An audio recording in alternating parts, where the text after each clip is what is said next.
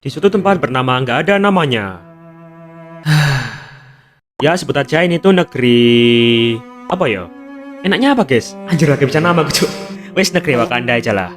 Nah, di negeri Wakanda ini tuh sering terjadi penyerangan dan perebutan wilayah gitu. Jadinya wilayah di sana itu selalu jatuh ke tangan berbagai pemimpin dan diganti gitulah penguasanya.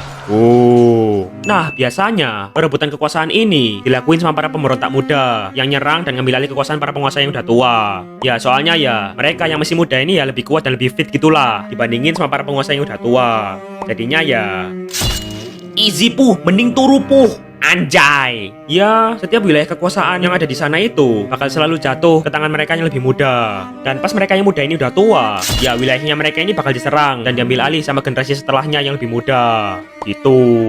Intinya pemimpinnya itu bakal ganti ke yang lebih muda terus-terusan gitulah. Cuman ya gantinya itu lewat pemberontakan dan penyerangan gitu. Paham gak sih?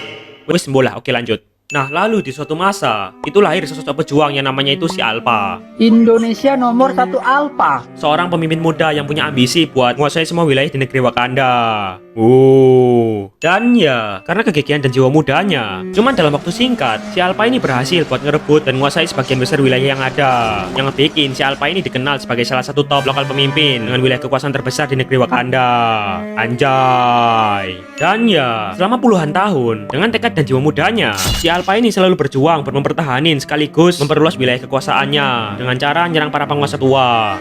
Sampai hal itu ngebikin dia ini sadar kalau semakin waktu berlalu, dia ini ya makin tua. Dan kalau dia ini makin tua ya jadinya dia ini gak muda lagi.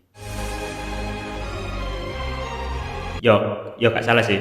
Ya, sadar akan dirinya yang makin menua, itu ngebikin si Alpha ini mikir, diriku semakin menua. Apakah suatu saat masa kejayaanku akan berakhir? Apakah suatu saat akan ada pemimpin muda baru yang mengalahkanku? Lalu, apa yang akan terjadi padaku selanjutnya? RUU perampasan aset terlupakan well. Ya si Alpha ini kepikiran lah sama masa depannya dia yang makin menua dan makin bau tanah. Si Alpha ini mikir kalau cepat atau lambat dia ini bakal dikalahin sama generasi yang lebih muda. Ya intinya si Alpha ini takut kehilangan semua kekuasaannya gitulah.